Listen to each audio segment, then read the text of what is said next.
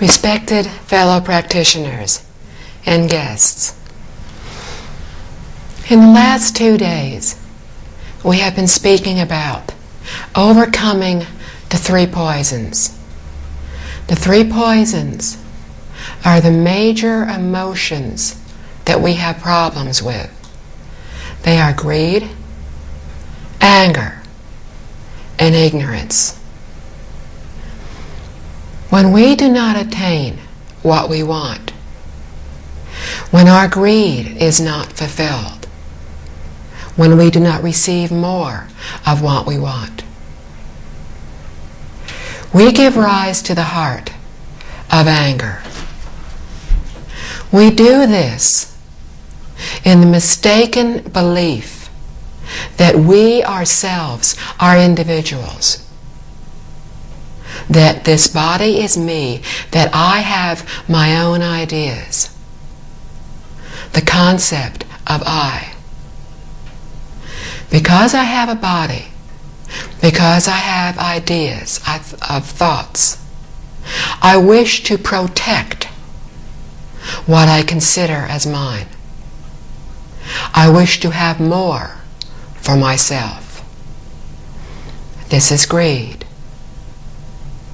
Greed can be as small as momentarily thinking of something. Thinking that the weather is very hot. It would be very nice to have something cool to drink.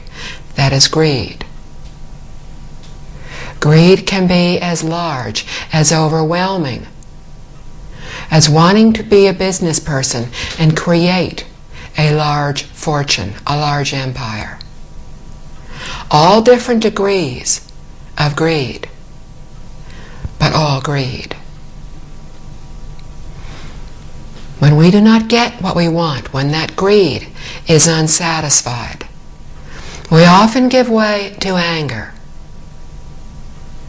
Anger arises also because we are attached to ourself, to our ideas. I know I'm right. I know if I'm right, logically you have to be wrong. If you're wrong, I'm right.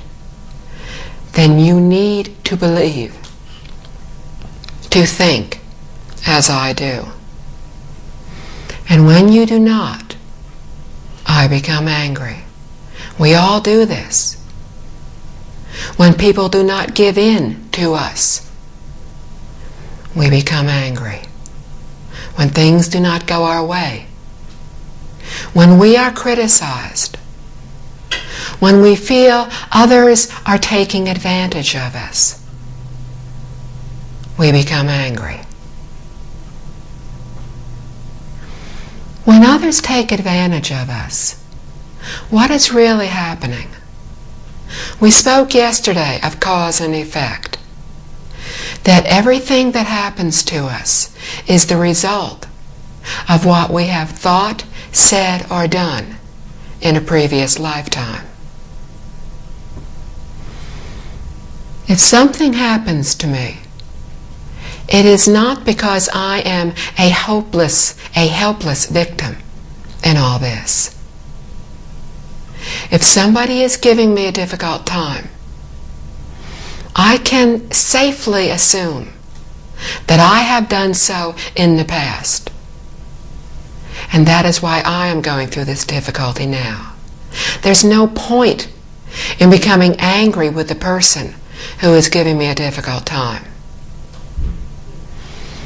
They may be doing so because I have done something wrong, in which case I need to be corrected so I can find my faults and fix them. But maybe I really haven't done anything wrong at this particular moment. If they are unjustly accusing me of having done something that I have not done, then they have reduced my negative karma. They have helped me. How can I become angry? How can I want to become even when somebody has just done me a kindness? If we understand what is happening when we are having difficulties, we will no longer become angry. Or at least, since most of us are still unable to completely stop being angry, at the very least, once we realize we are angry, we will calm down more quickly. Often, anger arises so easily, seeming so natural to us. We do not even realize we have become angry. We just think we're having thoughts, and we're so wrapped up in the thoughts that they may go on for a while before we even realize, once again, we have given in to our anger when we promised ourselves we would not do so. As soon as we realize what has happened, we need to try very hard to diffuse the situation. Either we go off by ourselves, or we try to find another way to handle it. But what is important is that we do not give in to the anger. That we only think of how to reduce it, of how to correct this fault in the future. We can do so by trying to think of how to help the other person.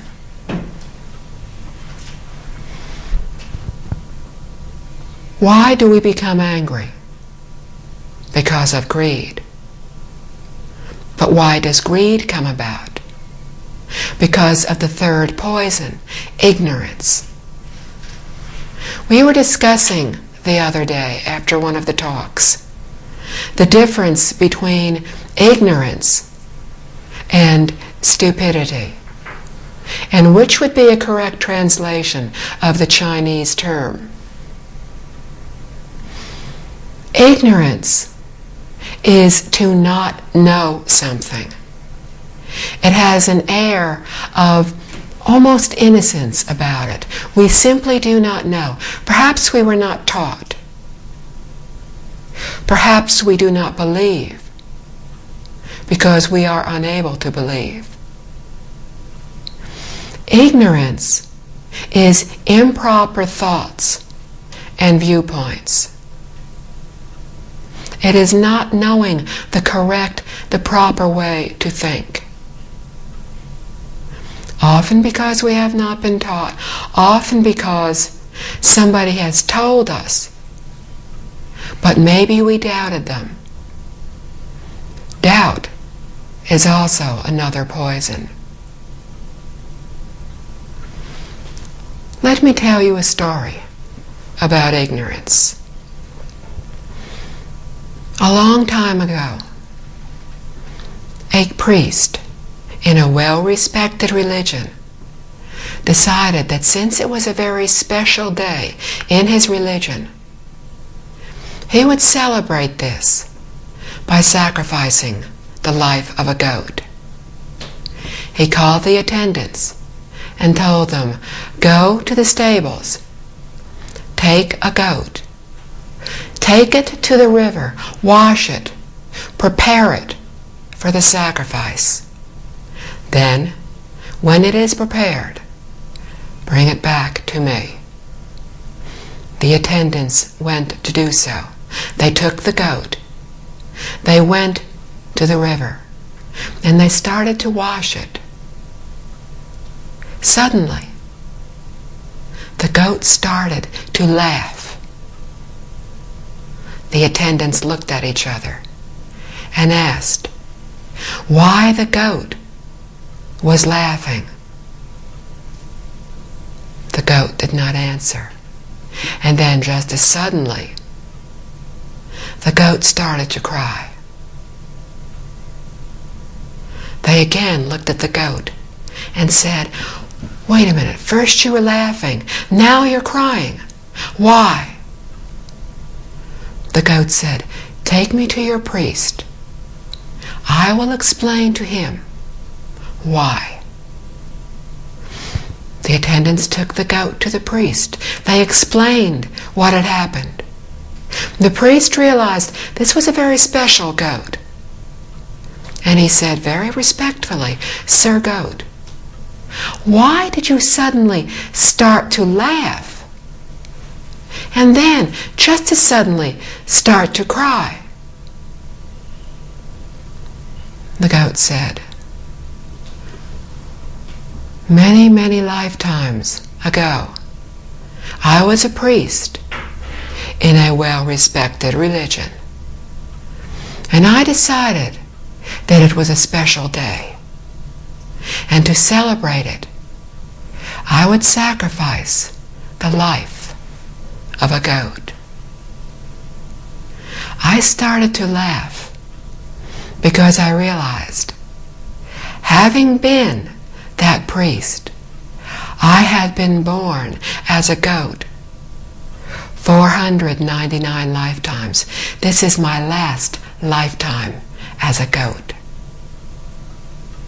And that is why I laughed, for my debt has been paid." But then I realized, you are about to repeat my very same mistake. And you too will be born as a goat. And you too will die by having your throat slit as a sacrifice. That is why I cried." The priest said, "I will protect you. You say you died because your head was cut off. I will protect you. We will not let anything happen to you today." The goat shook his head and said, "No. You do not have anywhere near the power to counteract the force from my negative karma. I will die today. My head will be cut off."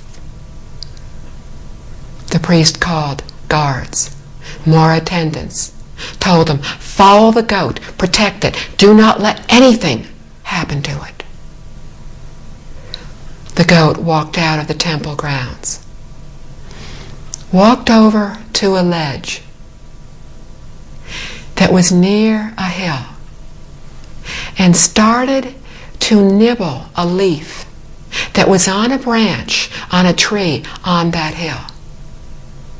As the goat raised its head to nibble that leaf, suddenly, out of nowhere, a storm blew up. There was a flash of lightning. The lightning hit a ledge. A rock was cut off. The rock hit the goat on the neck. The head of the goat was cut off. The attendants went back. But before they left, they heard a voice. They looked around, and they saw a being up in the tree that they had not seen before. And they said, "Did you laugh?" And he said, "Yes, because I have seen everything that happened, and I know why." And they said, "Please tell us." The being said, "This is the result of ignorance, of not understanding the reality of what is happening all around us. In your ignorance, because you do not know better, and the ignorance of your priest, you believe very falsely that the way to honor your God is to kill a living being. But this is wrong. To kill for any reason is wrong. When the priest heard this, he decided that he would never kill again. And he did not. And he made this story known far and wide, so all could learn the consequences of taking the life of another living being. This story is about ignorance. It is about not knowing. We are just beginning to learn about cause and effect. But do we really understand? Not yet. If we truly understood, deeply understood, we would not be doing what we are doing today. We would not be saying things that hurt others because we're careless. We would not be giving in to our anger. We would not have greed.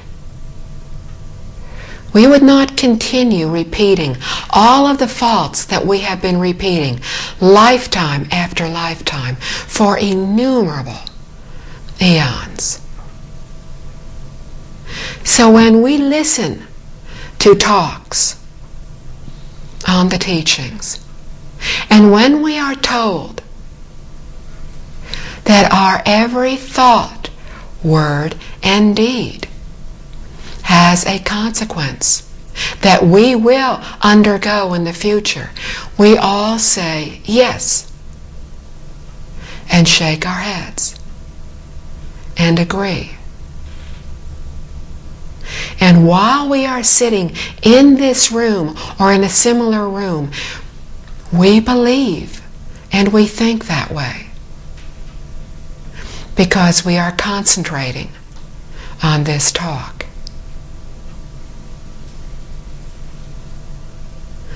But since I told you this story, and since I mentioned cause and effect, how many of us have had at least one wandering thought? Probably everybody in this room. We have already forgotten to understand. And as soon as we walk out the door, we will really forget. Master Jing Kong, our teacher, has said, if people listen to a 2-hour talk, it will be very good if they remember just 1 or 2 things. We are ignorant. We have been told. We cannot remember. We have bad habits. It is so easy to fall back into those bad habits. We try, we want to do what is good. As we are sitting here, we do not want to hurt any other person. We do not want to be angry. Any reasonable person knows they feel much better when they're happy than when they're angry. But how much of the day is spent being happy? And how much of our day is spent being angry? And by angry, I don't mean that we're standing shouting at somebody. I mean that we may be just feeling resentment, irritation. These are all degrees of anger. Hatred is a very strong degree of anger, but it is only one of the most extreme degrees. Most of us don't feel hatred. But if we are still here, if we keep being born lifetime after lifetime, then all of us do feel anger. And that can be as small as resentment, minor irritations. Why are they having a good time? Why am I working so hard? Why aren't they helping me at work? If they have free time, they could come over and volunteer to help me. Why am I the one who always has to work so hard? This is anger. When we are driving to work and somebody pulls in front of us and we become irritated, that is anger. Why do they cut in front of me? I can't win when I'm driving. If I stay too close to the person in front of me, I'm told that's dangerous. If I pull farther behind, people always cut in front of me. I'll never get to work at this rate. People always take advantage of me. This is anger. When we go to the store and we go and stand online to buy something, there are two lines. We try to consider, I'm in a hurry. I need to get home. I've got things to do. Which line is going to move more quickly? I don't know about you. I invariably pick the slower line, anywhere I am. What happens when we do this? Maybe the lines were moving at the same speed. We pick a line. Suddenly, somebody has some problem. We stand there. We tap our foot. We think, I'm going to be late. I need to get home. If this takes much longer, I'm going to be stuck in traffic. I'll be late. I won't get dinner made. I won't get something done. I'll be late for my meeting. This is anger. It is not the degree of hatred yet. But if we do not stop it now, in a future lifetime, it will be hatred. Hatred does not spring up out of nowhere. We give rise to hatred. And we were the ones who first started this cycle of resentment with this individual. Or maybe they started it. But this irritation goes back many lifetimes. One of us did something to hurt the other, unknowingly, carelessly, just not thinking. We were thinking of something else. Every lifetime we meet, because we will meet this person again. In reincarnation, we meet people many, many times. Those that we pass on the street and feel no connection with, that we never see again. We may have known before, but the conditions are not right for our knowing them again in this lifetime. Those we know now and spend more time with, we have strong affinities with. They may be good affinities, they may be bad affinities. Most of us have had the experience of meeting somebody, and instantly we feel very comfortable with them. We could sit down and talk to them for hours, as if we were old friends, and we are.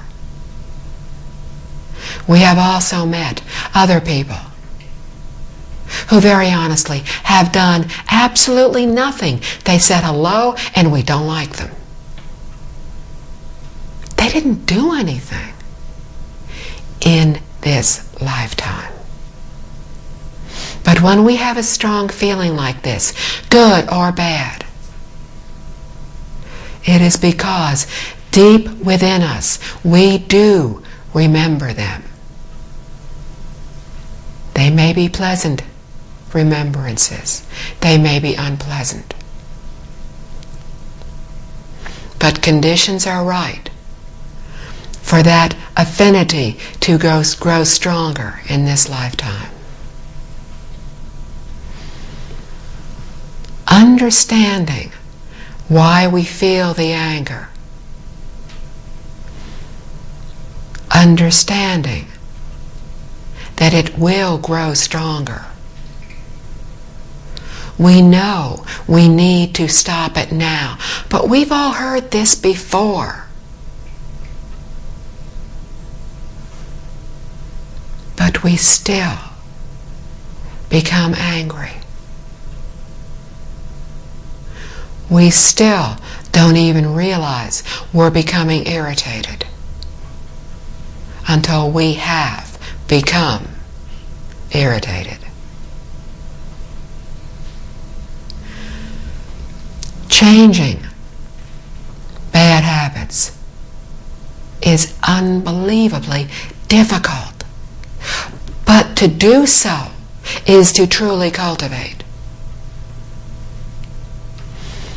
When many people begin to learn of Buddhism, they think of cultivation as sitting in a lotus position, chanting a Buddha's name, a sutra, reciting a mantra, doing breathing meditation, sitting quietly, not letting any thoughts intrude.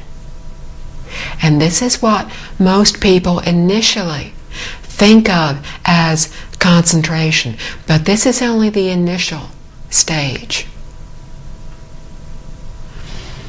Concentration and true cultivation are to take what we have learned, that sense of serenity, from our cultivation of reciting, of chanting, and to go back out into the world. That's where we truly cultivate. That is where it is so difficult to cultivate.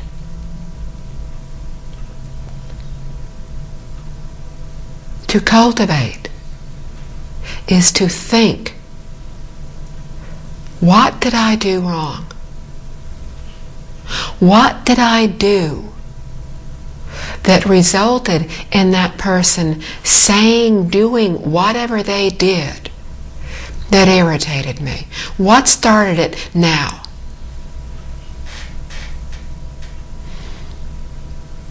When we are trying to understand cause and effect, we will initially try to figure out, okay, what started this? If I am having something happen to me, what might I have done in an earlier lifetime that resulted in this? We do not need to know the exact cause for the result that we are now going through. Trying to figure this out can become wandering thoughts. And we can become so wrapped up in trying to figure out what was the cause of this that we forget what we are supposed to be doing. We forget that what we are supposed to be doing is to correct the fault. We do not know or need to know the exact cause for the results that we are undergoing. We only need to understand that when we do what is good, we reap what is good.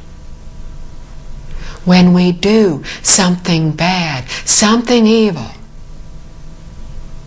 we reap what is bad, what is evil. That is all we need to understand. We have said doubt is one of the poisons. We need to believe, as Buddhists, that the Buddhas, Bodhisattvas, do not lie to us, do not deceive us. They only want us to awaken. But they cannot do this for us. If they could, they would have done this long, long ago. All awakened, enlightened beings, higher beings can do is teach us. They cannot change our cause and effect. They can teach us about cause and effect so that we, at some point, will really believe completely that one day we will not have any doubt in what they have said. And they have said, in essence, we are all the same. We all have the same true nature. Buddhas were ordinary beings like us. But they overcame their doubt. They believed. They trusted in what they were told. They believed that when the Buddha said, "You have the same true nature that I have. In essence, you are no different from I. In essence, we are all one, for our true nature is all one. We are all one entity."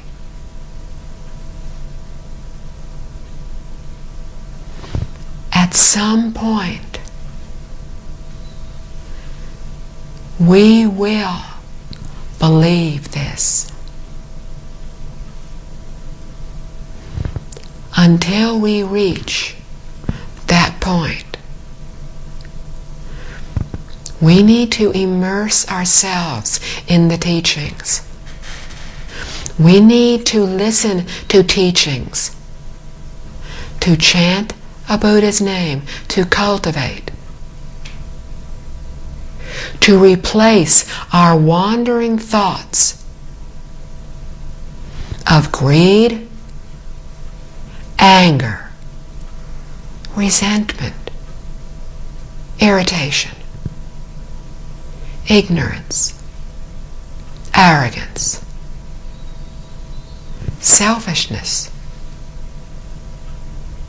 We need to replace all these with good, proper thoughts. thoughts of helping others. We can listen to the teachings. Unless we are able to recite, to say back word for word, and understand completely what is in even one talk, then we can listen to that talk again.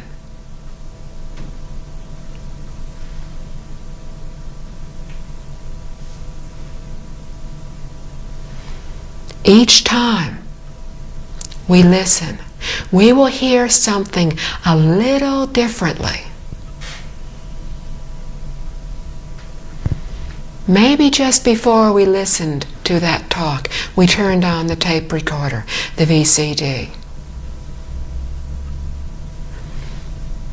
Maybe something had irritated us, and we thought, I need to replace this irritation with something better. I'll listen to a talk. I haven't listened to one for a few days. I know I need to listen every day. I'll listen now. When we concentrate on that talk, on listening to every single word, if we are concentrating, if our minds are very calm, we will hear something that we have not heard before, because we will understand at a more profound level. Because in our calmness, in our serenity, we have reduced our wandering thoughts just enough to allow the perfect wisdom that we already have within us to surface for just one tiny second. But in that second, we understood more clearly something that we hear on that tape. This is why we listen to teachings over and over. For those who speak English, who do not speak Chinese, cannot listen to all the hours, the thousands of hours of teachings in Chinese, cannot read the books in Chinese. We have probably all at some point given rise to irritation, to unhappiness, that we have so little to learn.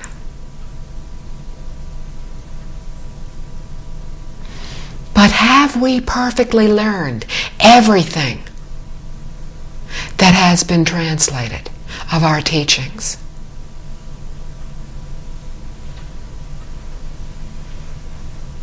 Those of us who work on the translations have worked on them for some time.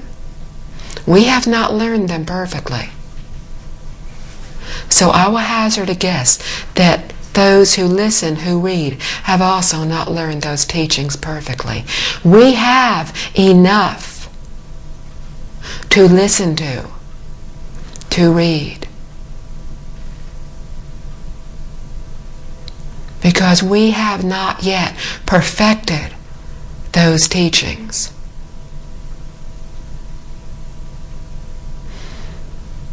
We have Liao Fan's 4 Lessons translated. A second edition will be out shortly. Several people have been working very hard on this for the past year, trying to improve our understanding, trying to improve our ability to express that understanding. This will be finished, hopefully, soon. and then printed. Liao Fan's 4 Lessons has an unbelievable amount of good teachings in it.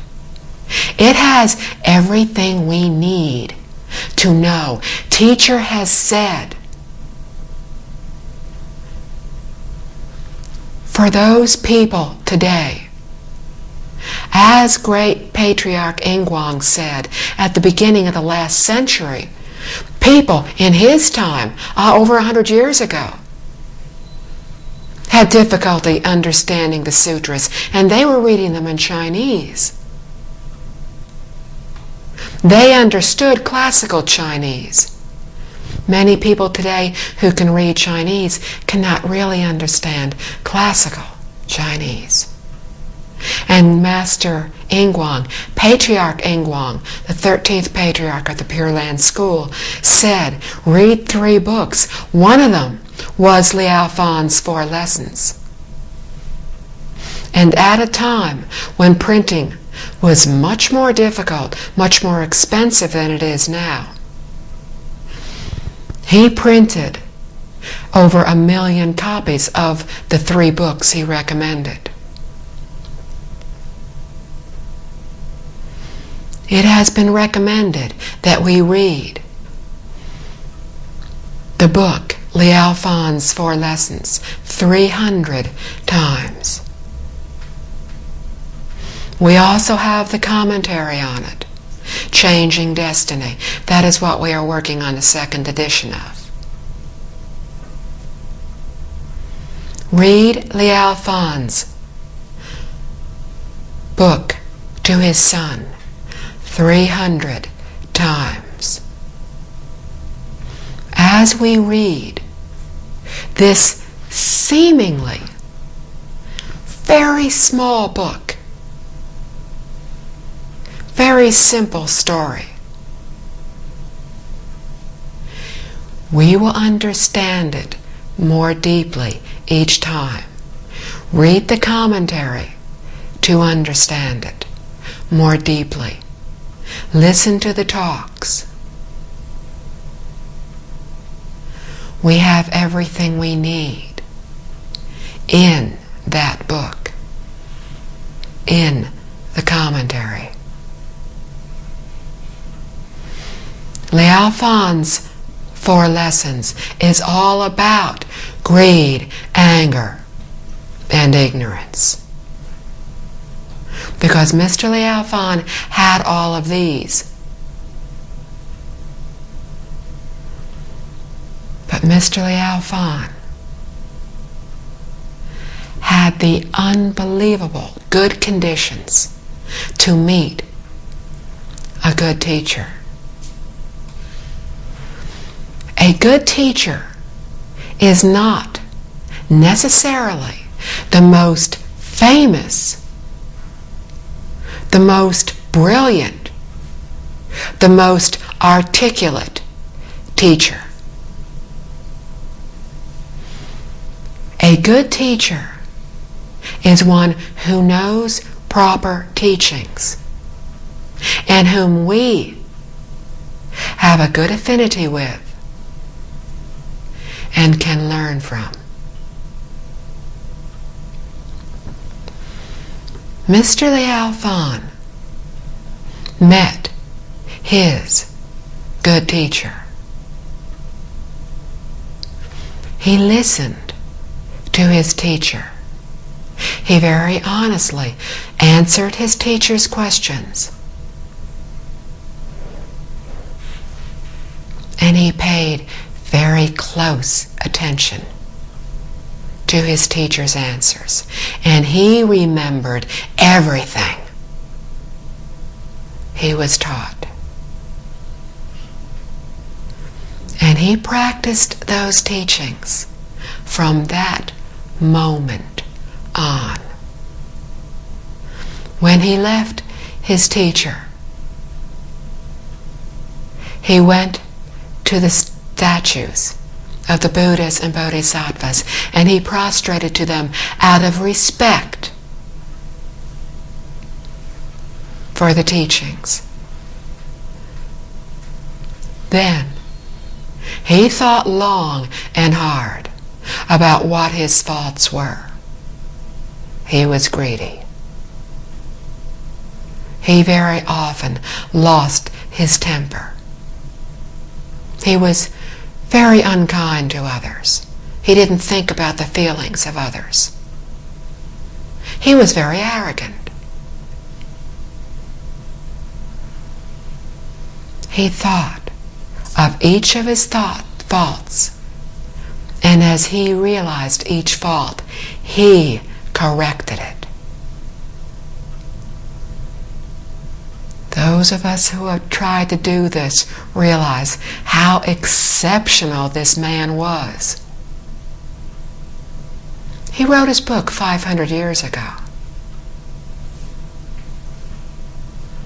He is well known throughout China. In other countries, his books have been translated. 500 years later, he is remembered. His book is widely printed. How many people can we say this of? He was very special. What he wrote was very simple, but very true. We can learn from what he has written. How do we change? We need to practice patience and tolerance. We are patient with others. We are patient with ourselves to the degree that we understand why we are doing something wrong. But while we forgive the mistakes of others, we do not simply forgive our own mistakes. We cannot afford to say, I'm human. I've lived many lifetimes. I've made these mistakes for many lifetimes. I will try to do better. But if I cannot, I'm only human. Forgiveness is for others.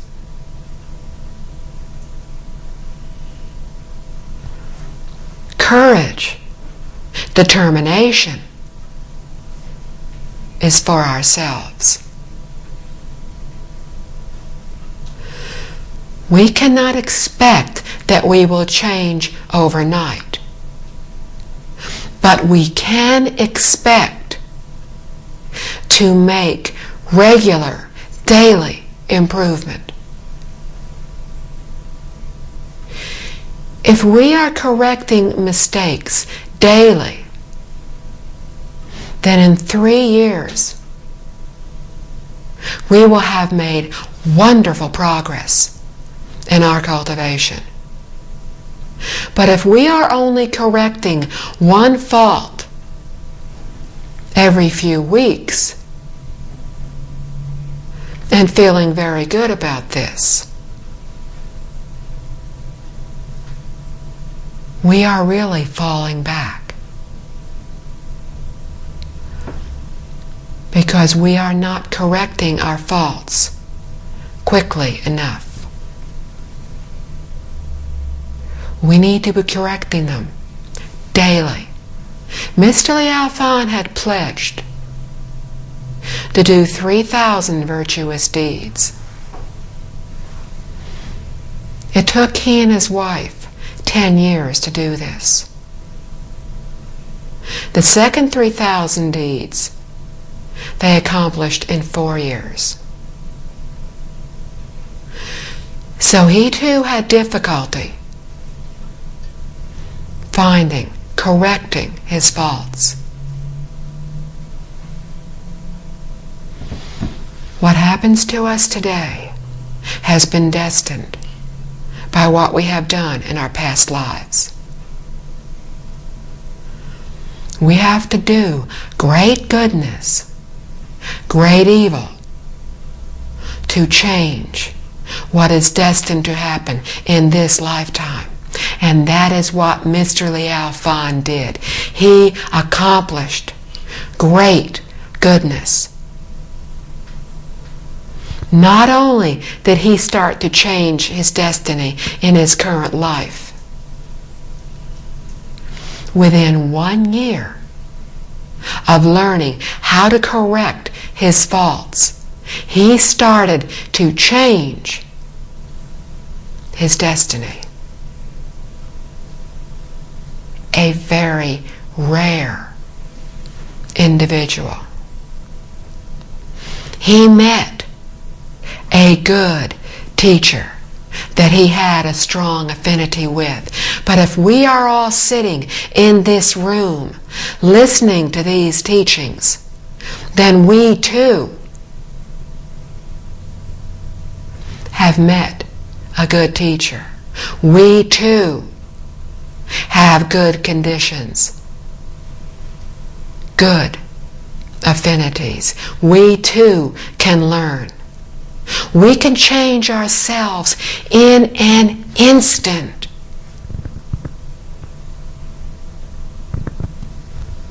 It all comes from within.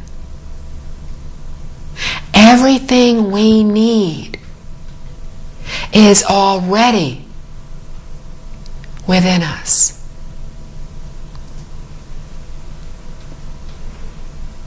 We only need to stop thinking of ourselves, to think of all others, to give up any thoughts of selfishness, to realize that we are all one. When we do this, when we change from within, from the heart, from the mind, we will think as Buddhas do. And in that instant, we are a Buddha.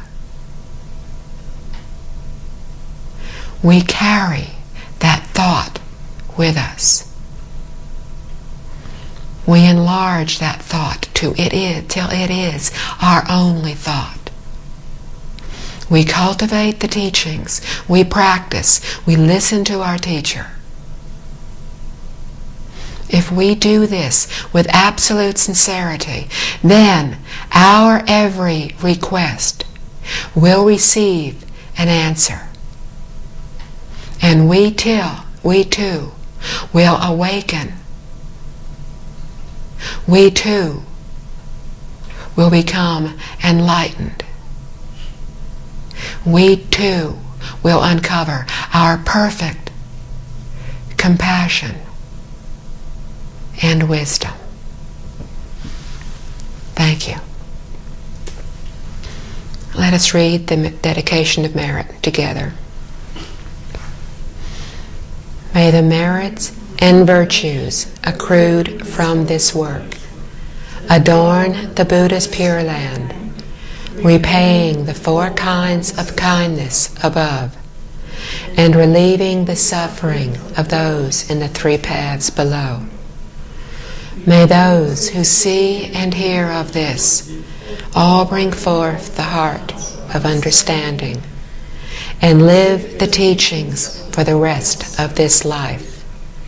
Then be born together in the land of ultimate bliss. Homage to Buddha, Amitabha.